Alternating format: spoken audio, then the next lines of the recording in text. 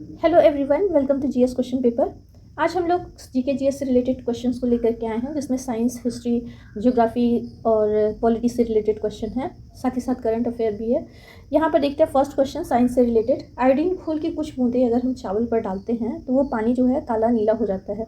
यह उपस्थिति को दर्शाता है वसा का, कोलेस्ट्रॉल का, कॉम्प्लेक्स प्रोटीन का या फिर स्टार्च का। तो इसका जो राइट आंसर होगा, अगर हम चावल पर डालते हैं तो आयोडीन का पानी जो है वो नीला और काला हो जाता है। यह उपस्थिति दर्शाता है स्टार्च का। यहाँ पर फोर्थ ऑप्शन जो है वो राइट आंसर होगा। नेक्स्ट क्वेश्चन देखते हैं, तंबाकू से रिलेटेड है। तंबाकू का धुआं स्वास्थ्य के लिए हानिकारक होता है क्योंकि इसमें शामिल होते हैं carbon monoxide, polycyclic aromatic hydrocarbon, nicotine या उपरोक्त सभी। तो इसमें जो राइट आंसर है वो है उपरोक्त सभी। इसमें कार्बन मोनोऑक्साइड और इसमें एरोमेटिक हाइड्रोकार्बन और निकोटीन तीनों के तीनों मिलते हैं। आपको बता दें, इसके साथ साथ यहाँ पर लगभग 400, अच्छा नहीं, यहाँ पे डिटेल भी दिया गया है तो उसी को देख लेते हैं। तंबाकू की धुएं में 700 से अधिक रसायनों में से कम 250 जो रसायन हैं वो हानिकारक माने जाते हैं, जिसमें हाइड्रोजन साइनाइड, कार्बन मोनोऑक्साइड और अमोनिया भी शामिल होते हैं।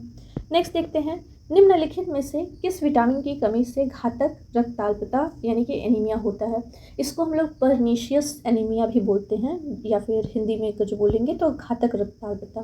तो ये होता है विटामिन के, विटामिन बी और विटामिन B12 या फिर विटामिन सी। इन चारों में से जो राइट आंसर होगा वो होगा, ये होता है कमी कोबालमिन की। कोबालमिन किसको बोलते हैं, यहाँ पर विटामिन B12 को बोलते हैं कोबालमिन। इसको साइनो कोबालमिन भी बोलते हैं या फिर cobalamin.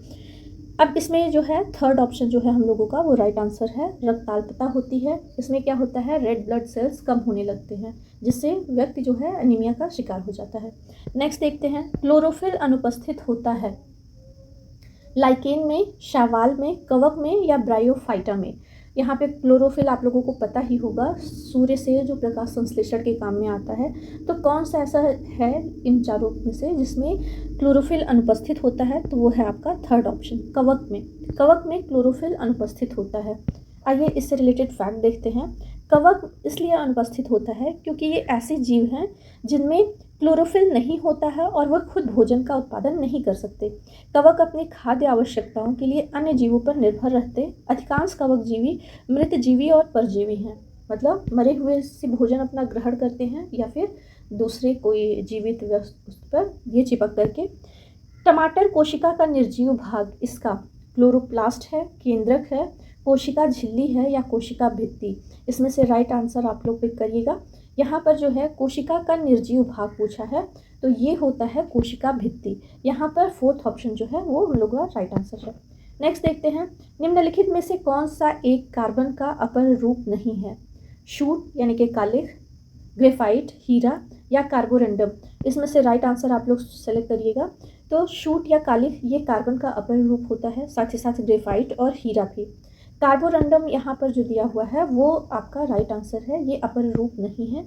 Shoot, graphite, diamond carbon के अपर रूप हैं। कार्बोरंडम कार्बन का अपर रूप नहीं है क्योंकि इसको सिलिकॉन कार्बाइड के नाम से जाना जाता है। यहाँ पर राइट आंसर है कार्बोरंडम। नेक्स्ट देखते हैं, कैंसर इलाज के लिए किस रेडियोधर्मी पदार्थ का उपयोग किया जाता है। कोबाल्ट 60, थोरियम, यूरेनियम या फिर सीजियम। तो रेडियोधर्मी पदार्थ, इसमें कोबाल्ट 60 यहाँ पर फर्स्ट ऑप्शन जो है वो हम लोगों का राइट आंसर है। कोबाल्ट 60 का उपयोग कैंसर के इलाज के लिए करते हैं। इसको कोबाल्ट थेरेपी भी कहा जाता है। Cobalt radiotherapy radio isotope cobalt 60 से गामा किरणों का चिकित्सकीय उपयोग करता है। नेक्स्ट देखते हैं, निम्नलिखित में से किसका उपयोग इत्र के साथ साथ स्वाद बढ़ाने वाले एजेंट या कारक बनाने में भी किया जाता है। तो इसमें दो चीज़ पूछा है, एक तो उपयोग इत्र के साथ होता है, दूसरा स्वाद बढ़ाने वाले एजेंट के रूप में भी।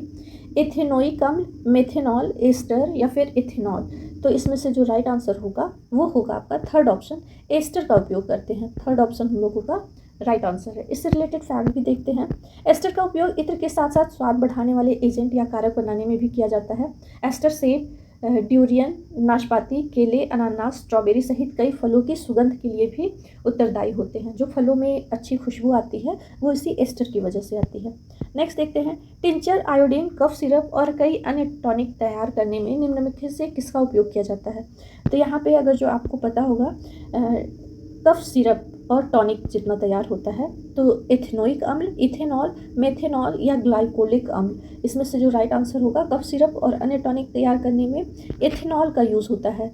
यहाँ पर हम लोगों का सेकेंड ऑप्शन जो है वो राइट आंसर है, एथेनॉल का यूज़ होता है। इससे भी रिलेटेड फैक्ट देखते हैं। एथेनॉल का उपयोग टिंचर, आयोडीन, कफ सिरप और टॉनिक तैयार करने में किया जाता है क्योंकि ये अच्छा विलायक होता है। एथेनॉल एक साधारण एल्कोहल है जिसका रासायनिक सूत्र है CH3 CHO2 CH2 and OH। Ethanol एक कार्बनिक यौगिक है। कैसा यौगिक है? तो ये कार्बनिक यौगिक है।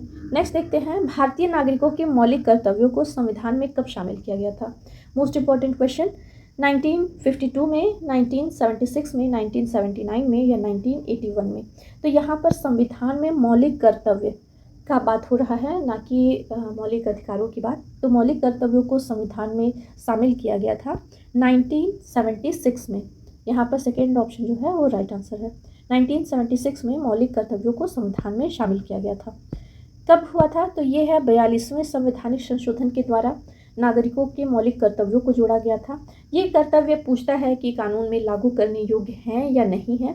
तो ये कर्तव्य जो है कानून के द्वारा लागू करने योग्य नहीं है, लेकिन इनका जो उद्देश्य है वो नागरिकों के कार्यों का मार्गदर्शन करना, राष्ट्रीय एकता और जिम्मेदारी की भावना को बढ़ावा देना है। नेक्स्ट क्वेश्चन देखते हैं, भारतीय संविधान का अनुच्छेद 43A उद्योगों के प्रबंधन में श्रमिकों की भागीदारी किससे संबंधित है? यहाँ पर एक दिया हुआ है कि अगर जो उद्योगों के प्रबंधन और श्रमिकों की भागीदारी किससे संबंधित है, राज्य सरकार से, केंद्र नीति निर्देशक सिद्धांत से या मौलिक अधिकार से। अगर जो आपको अनुच्छेद पता होगा 43, तो कहाँ से कहाँ तक अनुच्छेदों का विभाजन है, तो 43A जो है ये आता है आपका अनुच्छेद राज्य के नीति निर्देशक सिद्धांत के अंतर्गत। यहाँ पर जो राइट आंसर है वो थर्ड ऑप्शन है, अनुच्छेद 43A आता है राज्य के नीति निर्देशक सिद्धांत के अंतर्गत। नेक्स्ट देखते हैं, निम्नलिखित में से किसके पास UPSC के सदस्यों की संख्या तय करने के लिए नियम बनाने और उसको विनिमय बनाने का संवैधानिक अधिकार है? क्या यह गृह मंत्रालय को हो? तो बात UPSC की हो रही है। राष्ट्रपति, कैबिनेट सचिव, उपाध्यक्ष, इन चारों में से जो राइट आंसर होगा वो होगा राष्ट्रपति को। यहाँ पर सेकेंड ऑप्शन राइट आंसर है।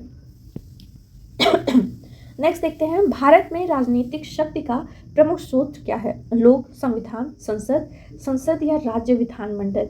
ये बहुत कॉमन क्वेश्चन भी है और थोड़ा सा ट्रिकी भी हो जाएगा अगर आप ध्यान से क्वेश्चन को समझे नहीं तो।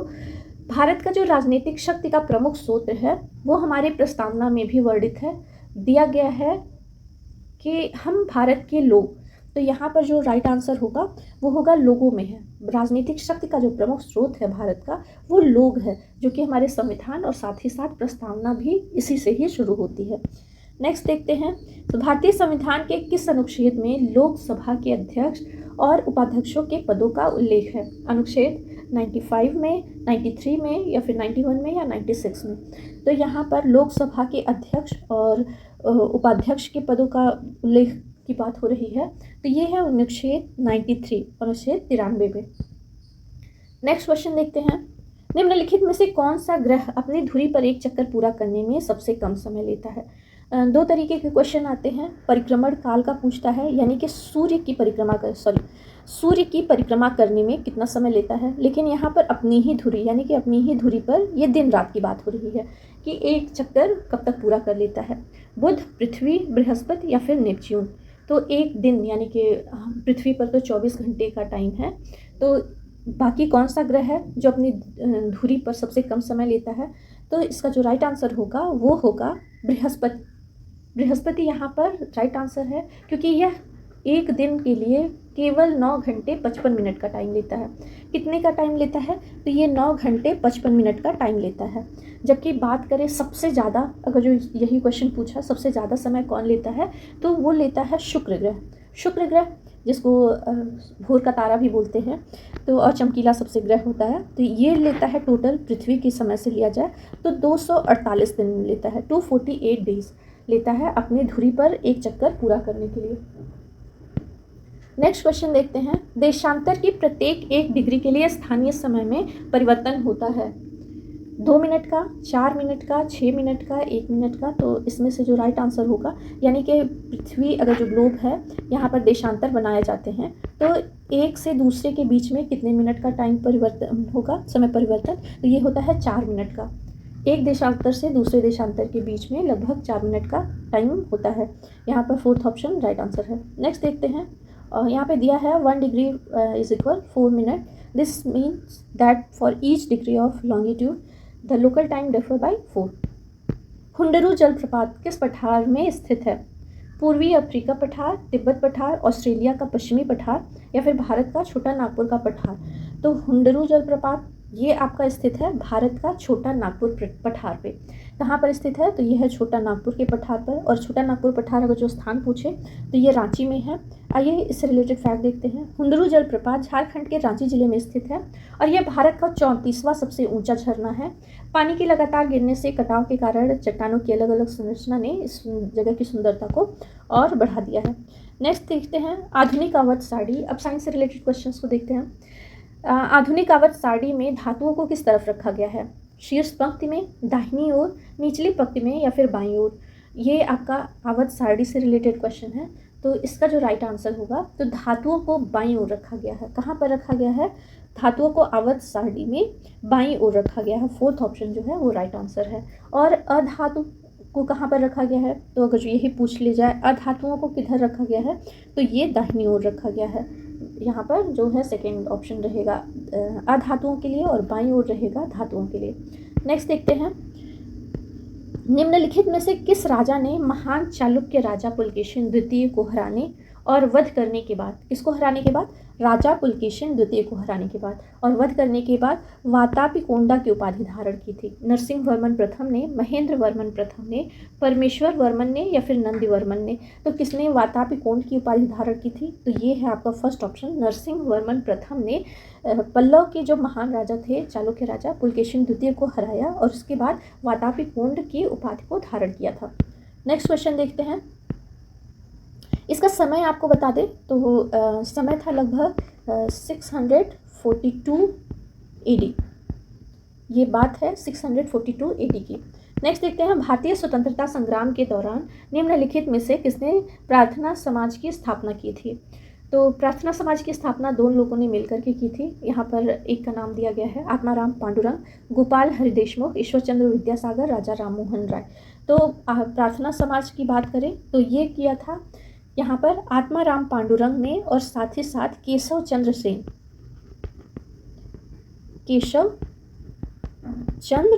ने। आत्माराम पांडुरंग और केशव चंद्र सेन ने मिल करके कब इसको अगर जो स्थापित किया है, अगर जो ये पूछे आपसे, तो इसकी स्थापना हुई थी आपका 1867 में। प्रार्थना समाज की स्थापना 1867 में। नेक्स्ट देखते हैं, निम्नलिखित राष्ट्रवादियों पर विचार करें। अब आपको यहाँ पे कूट से सॉल्व करना है। राष्ट्रवादियों पर विचार करना है और बताना है कि इनमें से किसने स्वतंत्रता आंदोलनों के उग्रवादी राष्ट्रवादी के रूप में संदर्भित किया गया था। यानी कि आपको भी पता होगा कांग्रेस 2 दलों में विभाजित हुई थी। एक था आपका नरमपंथी और एक था चरमपंथी। जो चरमपंथी थे उनको उग्रवादी राष्ट्रवादी के रूप में भी संदर्भित किया जाता है। और इसमें से राइट आंसर क्या होगा? बाल गंगाधर तिलक, बिपिन चंद्र पाल, गोपाल कृष्ण गोखले, लाला लाजपत राय। इसको सबसे इजी वे में आपको जो लर्न करना है तो है वो लाल, बाल, पाल। ये तीनों थे उग्रवादी राष्ट्रवादी।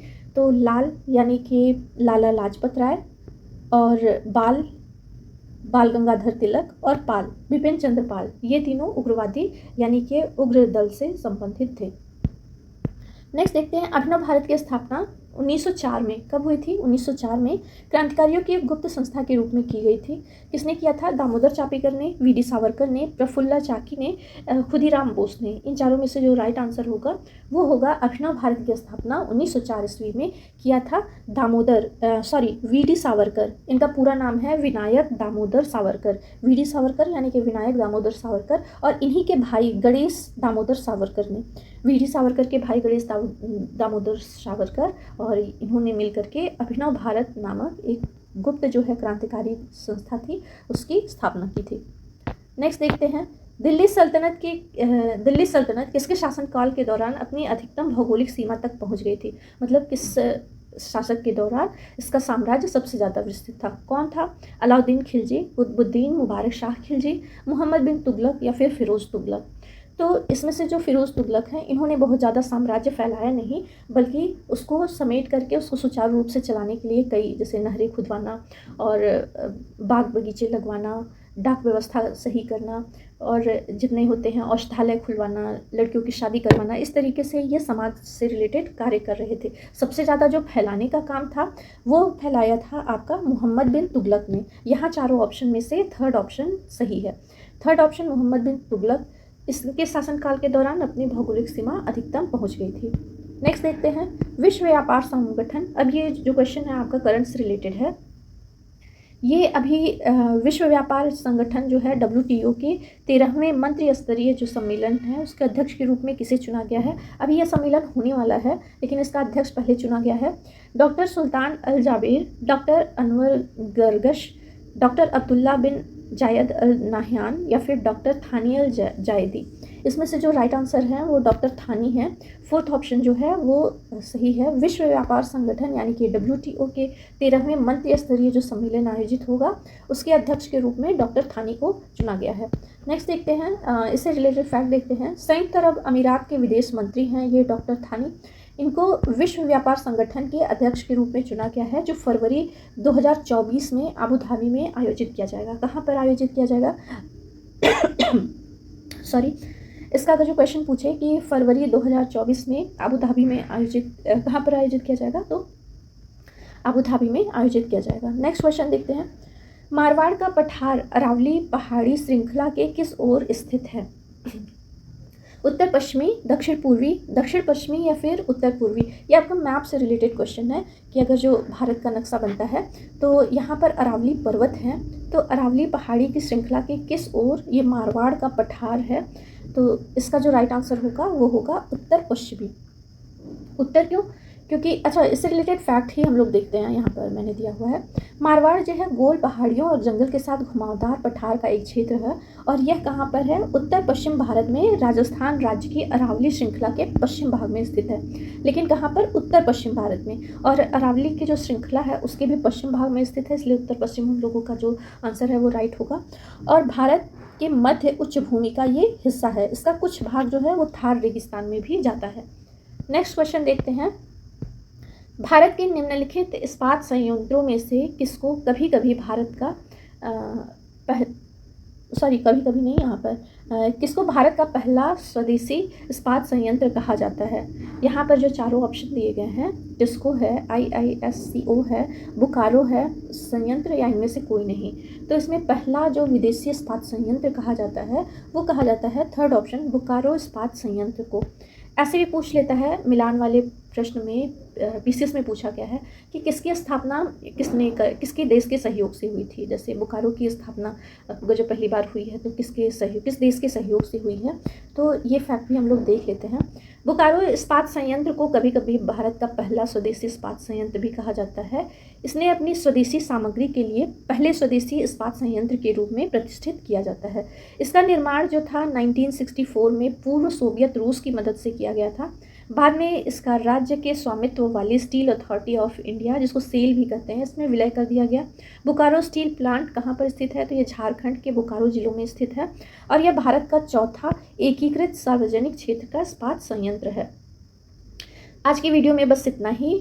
थोड़ा सा तबीयत नहीं सही है, इस वजह से ज़्यादा बड़े वीडियो नहीं बना पा रहे हैं। मिलते हैं हम लोग नेक्स्ट वीडियो में और भी अच्छे क्वेश्चंस के साथ। तब तक के लिए बाय बाय।